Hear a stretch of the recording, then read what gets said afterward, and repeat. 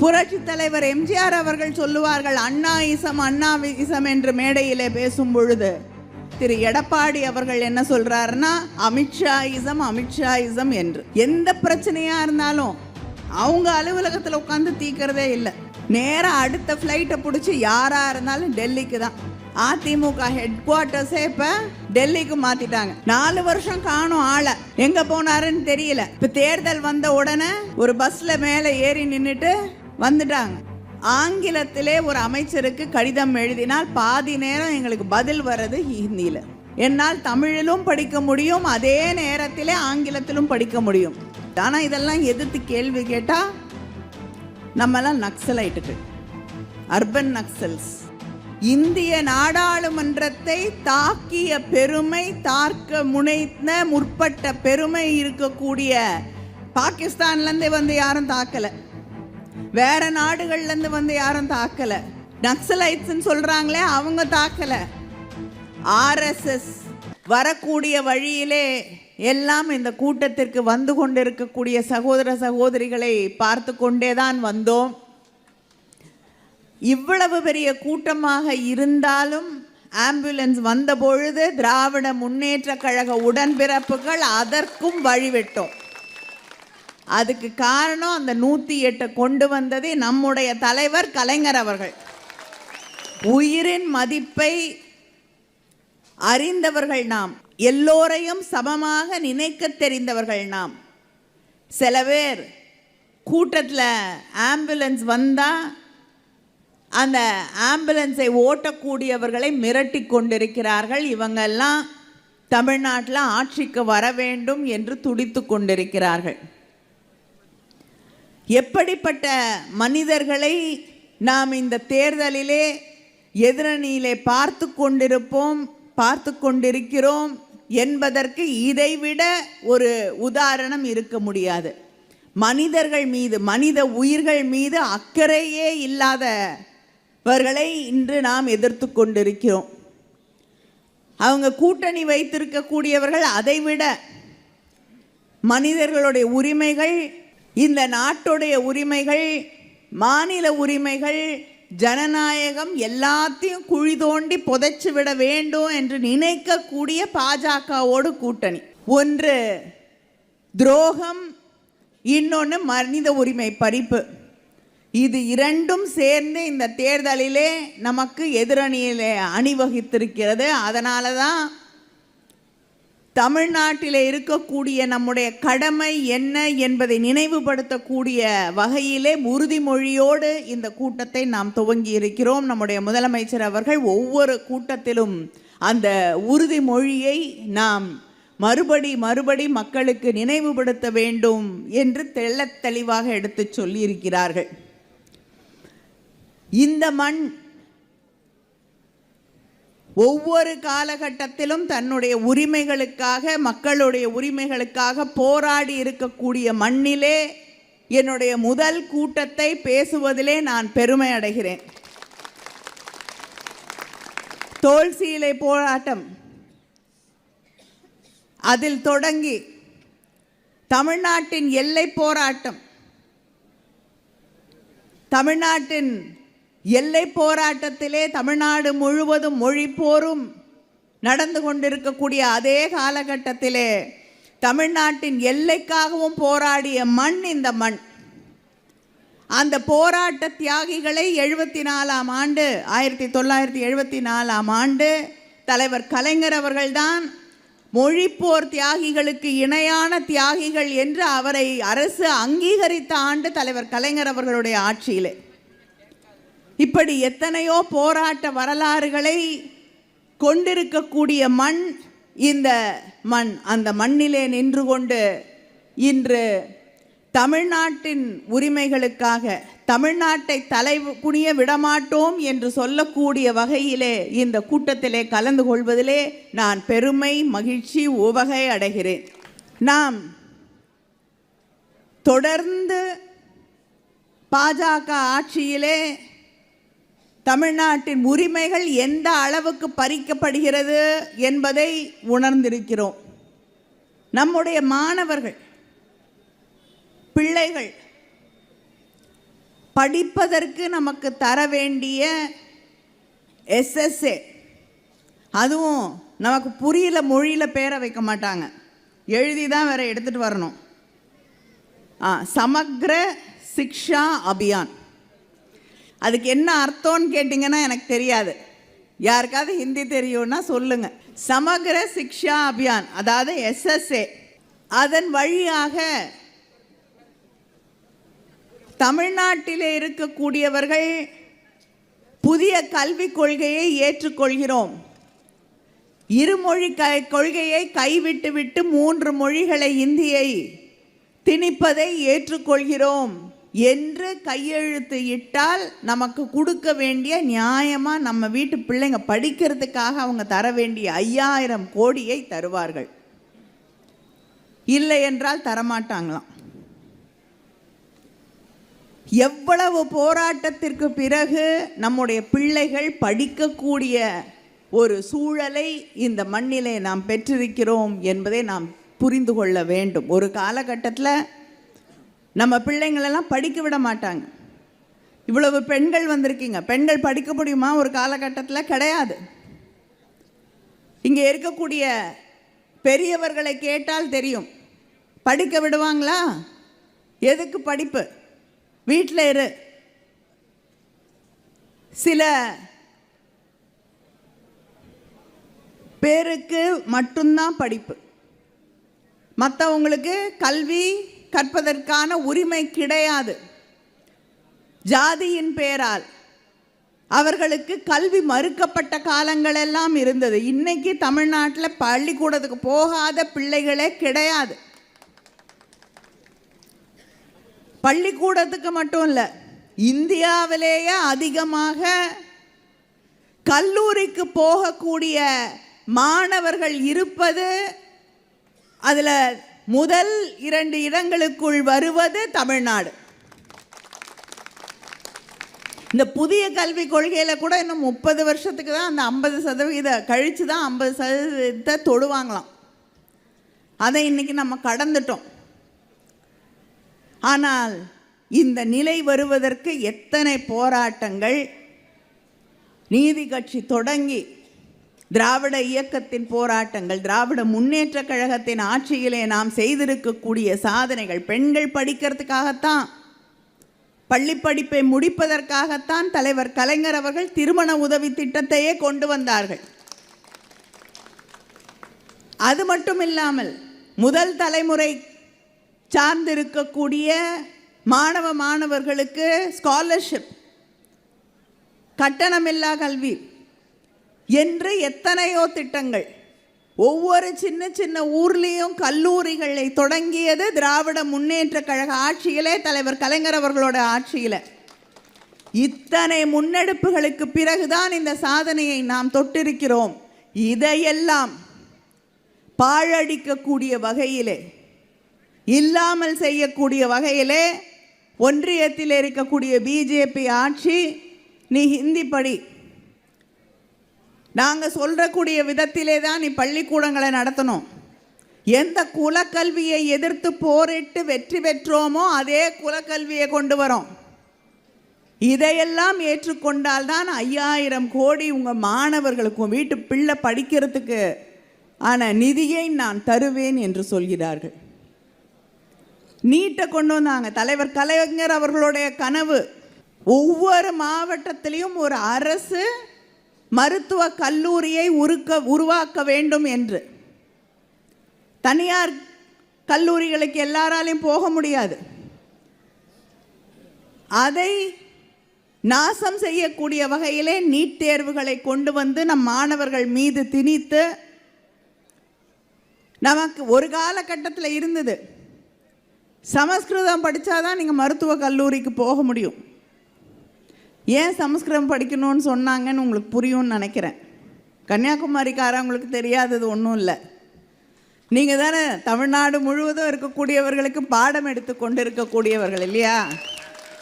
அதனால் யார் சமஸ்கிருதம் படிப்பா? நீங்கள் படிப்பீங்களா? சொல்லித்தராங்களா? இல்லை. அதை படிக்கக்கூடியவர்கள் வேற. அவங்க மட்டும்தான் மருத்துவர்களாக வேண்டும் என்பதற்காக சமஸ்கிருதம் படிக்கணும். மருத்துவக் கல்லூரிக்கு வருவதற்கு சமஸ்கிருதத்தில் மருந்தா எழுத போகிறீங்க? இல்லை. ஆனால் அதை உடைத்து மாற்றியது திராவிட இயக்கம். இன்னைக்கு எல்லாரும் மருத்துவர்களாக கூடிய வகையிலே ஒரு நிலையை உருவாக்கிய பிறகு அதை அழிக்க வேண்டும் என்று நினைத்து நீட் தேர்வுகளை கொண்டு வந்திருக்கக்கூடியது ஒன்றியத்திலே இருக்கக்கூடிய பாஜக. ஜிஎஸ்டியை கொண்டு வந்தாங்க.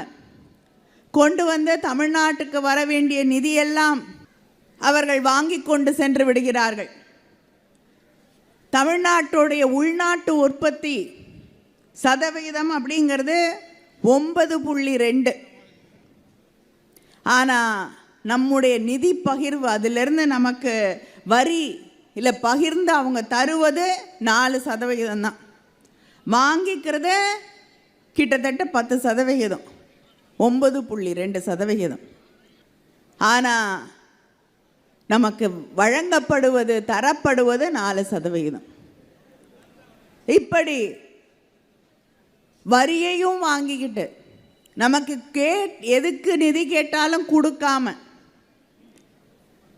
நம் மீது மொழியை திணிக்கக்கூடிய அத்தனை வழிவகைகளையும் கையாண்டு கொண்டு, சமீபத்தில் கூட நாங்கள் மொழியை திணிக்கல அப்படின்னு அமித்ஷா சொல்லிட்டு அவரே சொல்கிறார் அதே மேடையில், கட்டாயம் இல்லை ஹிந்தி படிக்கிறதுன்னு சொல்லிட்டு அறிவியல் ஹிந்தியில் படிக்கணுமா, இங்கே இருக்கக்கூடிய மற்ற முக்கியமான பாடங்களை எல்லாம் ஹிந்தியிலே படிக்க வேண்டும் என்று திணிக்கக்கூடிய ஒரு ஆட்சி. அதெல்லாம் விட்டுருங்க. நாங்கள் நாடாளுமன்ற உறுப்பினர்கள், தமிழ்நாட்டிலிருந்து வரக்கூடிய நாடாளுமன்ற உறுப்பினர்கள் ஆங்கிலத்திலே ஒரு அமைச்சருக்கு கடிதம் எழுதினால் பாதி நேரம் எங்களுக்கு பதில் வர்றது ஹிந்தியில். நான் தமிழ்நாட்டில் இருக்கக்கூடிய என்னோட தொகுதியில் இருக்கக்கூடிய மக்கள் பிரச்சனைகளை பற்றி எழுதுகிறேன். எனக்கு ஹிந்தி தெரியாது, படிக்க தெரியாது, பேசினா புரியாது, எனக்கு தேவையும் இல்லை. உலகத்தில் இருக்கக்கூடிய அத்தனை விஷயங்களையும் என்னால் தமிழிலும் படிக்க முடியும், அதே நேரத்தில் ஆங்கிலத்திலும் படிக்க முடியும். ஆங்கிலமும் தமிழும் படிக்க தெரிந்ததால் தான் இன்று சிலிகான் வேலி முழுவதும் இருக்கக்கூடியவர்கள் தமிழர்களாக அங்கே கோலோச்சி கொண்டிருக்கிறார்கள். ஹிந்தி படித்து இல்லை.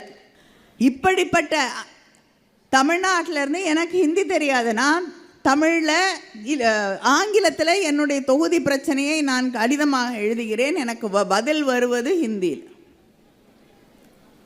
அப்போ மொழி மேலே இருக்கக்கூடிய அக்கறை இங்கே இருக்கக்கூடிய நாட்டு மக்கள் மீது இல்லை என்று இருக்கக்கூடிய ஆட்சி அங்கே நடைபெற்று கொண்டிருக்கிறது. ஆனால் இதெல்லாம் எதிர்த்து கேள்வி கேட்டால் நம்மெல்லாம் நக்சலைட்டுகள், அர்பன் நக்சல்ஸ்,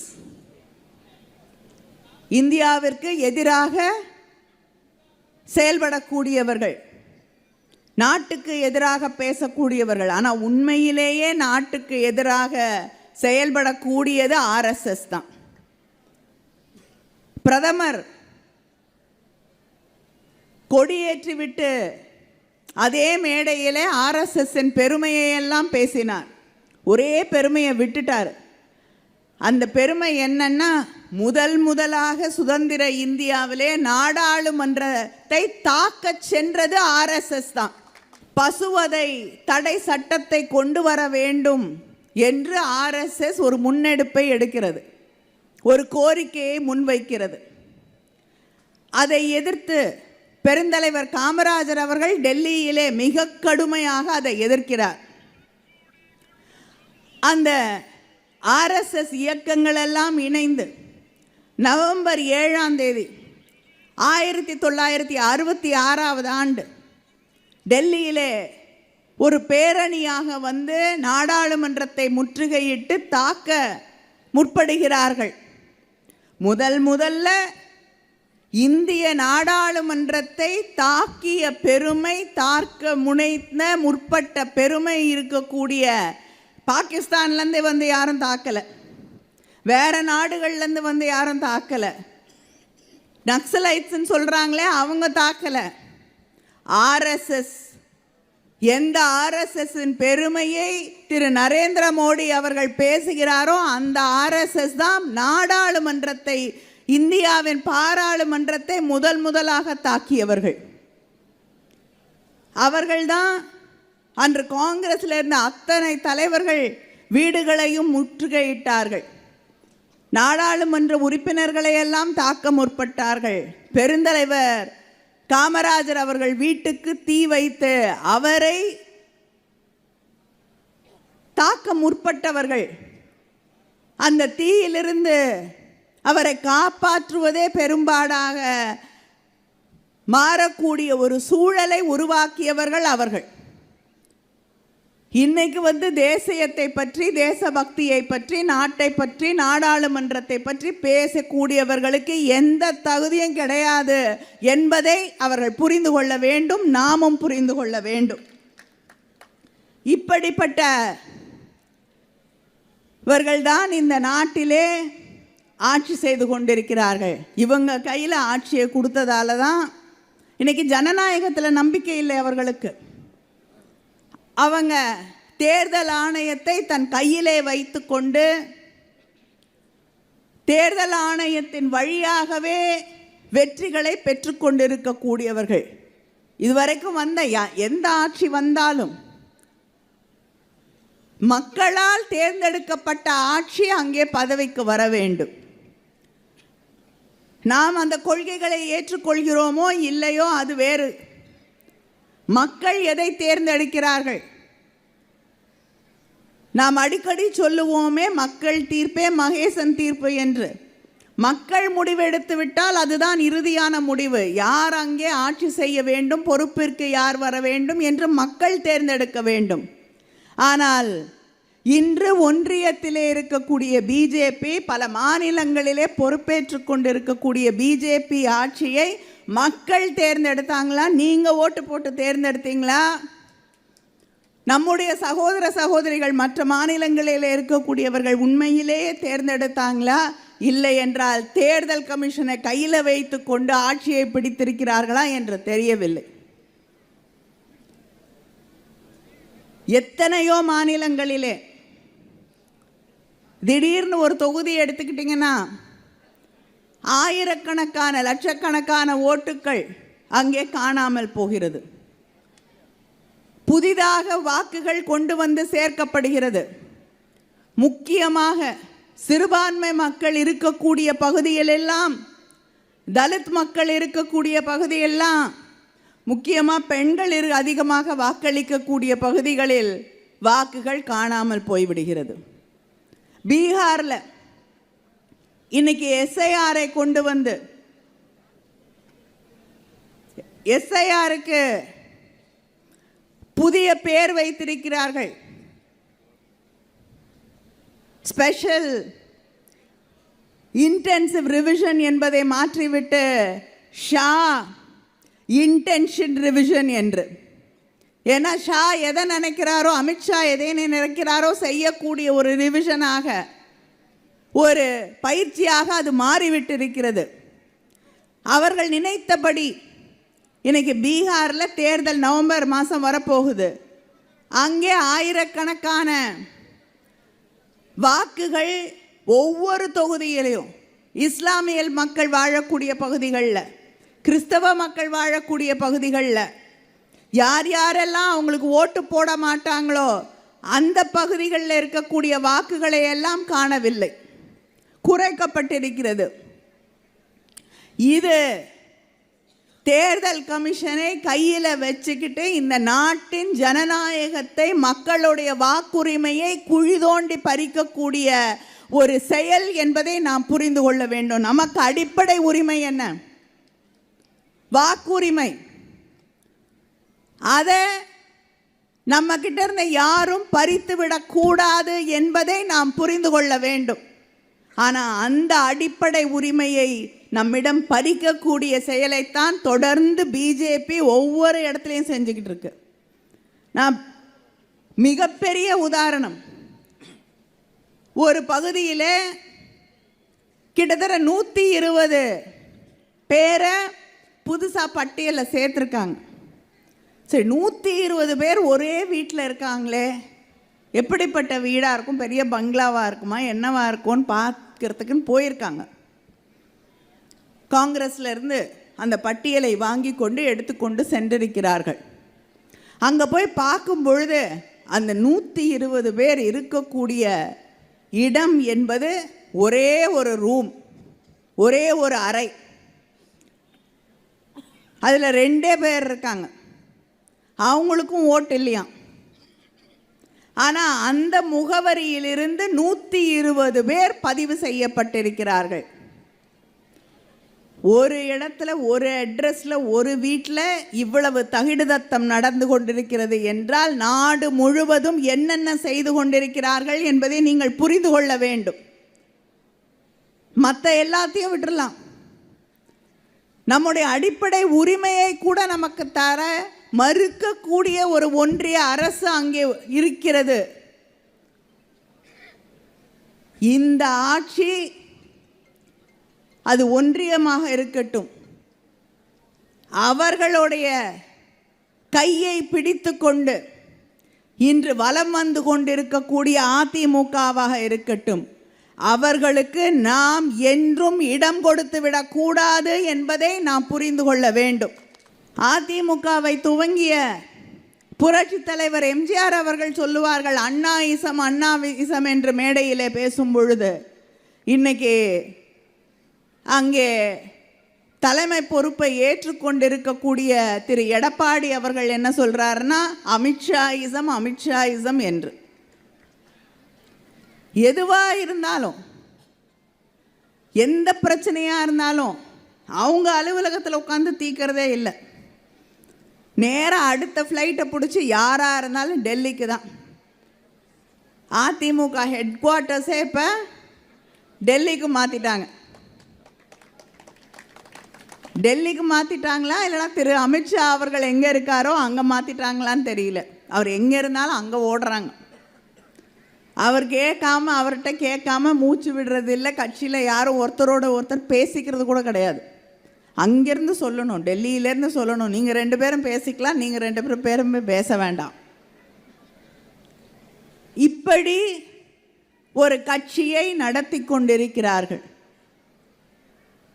டெல்லியில் உட்கார்ந்துக்கிட்டு யார் யாரெல்லாம் தமிழ்நாட்டுக்கு எதிராக இருக்கிறார்களோ, எந்த ஆட்சி மக்களுடைய மனித உரிமைகளை எல்லாம் பறித்து கொண்டிருக்கிறதோ அவர்களுக்கு அடிபணிந்து கீழ்பணிந்து இன்று தன்னுடைய கட்சியை அடகு வைத்து கொண்டிருக்கக்கூடியவர்கள் நமக்கு எதிராக வலம் வந்து கொண்டிருக்கிறார்கள் என்று தமிழக மக்கள் புரிந்து கொள்ள வேண்டும். எந்த ஒரு காலகட்டத்திலும் இப்படிப்பட்டவர்களுக்கு தமிழ் மண்ணிலே, தமிழ்நாட்டிலே நாம் இடம் கொடுத்து விடக்கூடாது கூடாது என்பதை நீங்கள் உணர்ந்து கொள்ள வேண்டும். 4 வருஷம் காணும் ஆளை, எங்கே போனாருன்னு தெரியல. இப்போ தேர்தல் வந்த உடனே ஒரு பஸ்ஸில் மேலே ஏறி நின்றுட்டு வந்துட்டாங்க. நான் அடிக்கடி கேட்குறாரு, நீங்கள் மக்களுக்கு கொடுத்த வாக்குறுதியை நிறைவேற்றலைன்னு. எந்த வாக்குறுதியை நிறைவேற்றலைன்னு எனக்கு சொல்லுங்கள். மகளிர் உரிமை தொகை கிட்டத்தட்ட 1,15,00,000 பேருக்கு தமிழ்நாட்டிலே மகளிர் உரிமை தொகை வழங்கப்படுகிறது. விடியல் பயணம் என்று முதலமைச்சர் அவர்கள் அறிவித்தார்கள். இங்கே கோடிக்கணக்கான பெண்கள் அந்த திட்டத்தால் பயன்பெறுகிறார்கள். ஒவ்வொரு பெண்ணும் கிட்டத்தட்ட 1000 ரூபாய் அளவிற்கு ஒவ்வொரு மாதமும் அந்த விடியல் பயணத்தால், கட்டணம் இல்லாத பேருந்து பயணத்தால் சேமித்து கொண்டிருக்கிறார்கள். புதுமை பெண் திட்டம் 4,83,000 மாணவிகளுக்கு கல்லூரிக்கு போகக்கூடிய நம்ம வீட்டு பிள்ளைகள் படிப்பு நின்று போயிடக்கூடாது, அவங்களுக்கு தேவையான ஏதாவது பள்ளி கல்லூரியில் வாங்க வேண்டும் என்றால், செலவு இருக்கிறது என்றால் நான் தருகிறேன் என்று தந்து கொண்டிருக்கக்கூடிய ஆட்சி திராவிட முன்னேற்ற கழக ஆட்சி. தமிழ் புதல்வன் திட்டத்தின் வழியாக கிட்டத்தட்ட 3,86,000 மாணவர்கள் 1000 ரூபாய் கல்லூரியிலே படிக்கக்கூடிய மாணவர்கள் பலன் பெற்று கொண்டிருக்கிறார்கள். காலை உணவு திட்டம், இது வாக்குறுதி இல்லை, தேர்தல் வாக்குறுதியில் நம்முடைய முதலமைச்சர் அவர்கள் காலை உணவு திட்டம் தரேன்னு சொல்லலை. ஆட்சி பொறுப்பிற்கு வந்த பிறகு யாரும் காலை உணவு திட்டம் வழங்க வேண்டும் என்று கேட்கவில்லை. ஆனால் நம்ம வீட்டு பிள்ளைங்க காலை உணவு சாப்பிடாம மதியம் வரைக்கும் பட்டினியோடு பசியோடு அங்கே படிப்பில் கவனம் செலுத்த முடியாமல் உட்கார்ந்திருக்க கூடாதுங்கிறதுக்காக இன்னைக்கு 20 லட்சம் மாணவர்களுக்கு மேல் பயன்படக்கூடிய தமிழ்நாட்டிலே காலை உணவு திட்டத்தை வழங்கி கொண்டிருக்கக்கூடிய ஆட்சி நம்முடைய ஆட்சி. 108 ஆம்புலன்ஸ் சர்வீஸ் கொண்டு வந்தது நம்முடைய தலைவர் கலைஞர் அவர்கள். இதற்கு அடுத்த கட்டமாக இன்னுயிர் காப்போம் நம்மை காக்கும் 48 என்ற ஒரு திட்டம், கோல்டன் அவர்னு சொல்லுவாங்க. ஒரு ஆக்சிடென்ட் நடந்துருது, 48 மணி நேரத்துக்குள்ள ஒரு ட்ரீட்மெண்ட் கொடுக்கணும். அந்த 1 மணி நேரத்துக்குள்ள ஒரு ட்ரீட்மெண்ட்டை கொடுக்கணும். அந்த ஃபர்ஸ்ட் 48 ஹவர்ஸ் ரொம்ப முக்கியம்வாங்க. அங்கே இருக்கக்கூடிய ஹாஸ்பிட்டல்லாம் தேடிட்டு ஓட முடியாது. பக்கத்தில் இருக்கக்கூடிய எந்த ஹாஸ்பிட்டலில் கொண்டு போய் சேர்த்தாலும் அதற்கான செலவை அரசாங்கம் ஏற்றுக்கொள்ளும் என்று சொல்லி அதை நிறைவேற்றி இருக்கக்கூடிய ஆட்சி திராவிட முன்னேற்ற கழக ஆட்சி. அந்த திட்டத்தின் வழியாக இன்னைக்கு 3,57,000 உயிர்களை காத்திருக்கக்கூடிய ஆட்சி திராவிட முன்னேற்ற கழக ஆட்சி. இன்று தமிழ்நாடு முழுவதும் 10,000 முகாம்கள், மருத்துவ முகாம்கள் நடைபெற்று கொண்டிருக்கிறது. இன்னைக்கு காலையில் தூத்துக்குடியில் என்னுடைய மாவட்டத்தில் என்னுடைய தொகுதியில் இருக்கக்கூடிய மருத்துவ முகாமில் சென்று அங்கே இருக்கக்கூடிய மக்களை சந்தித்து விட்டு வருகிறேன். ஸ்பெஷலைசேஷன்ஸ்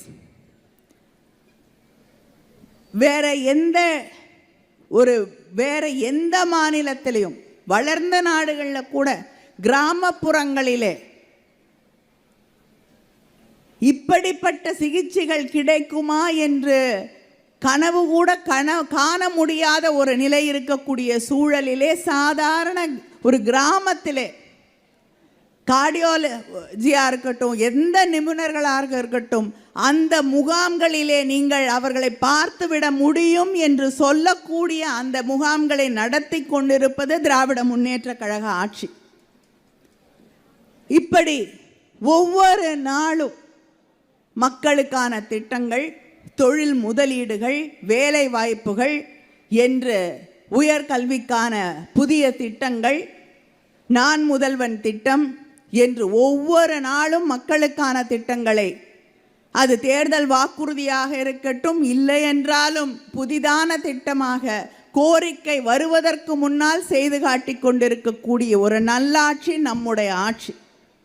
இந்த ஆட்சியை தொடர வைக்க வேண்டும் என்ற அந்த சூளுரையோடு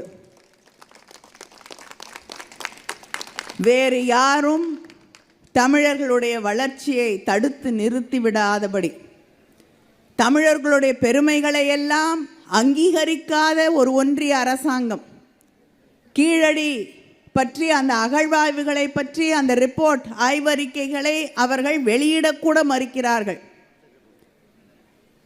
இரும்பு காலம் இந்தியாவிலே தமிழ்நாட்டிலே தான் தொடங்கியது என்று நாம் கண்டுபிடித்து வெளியிட்டிருக்கக்கூடிய ஆய்வறிக்கையை பற்றி ஒரு வார்த்தை இதுவரைக்கும் பிரதமர் வாய் திறக்கவில்லை, அதை அங்கீகரிக்கவில்லை.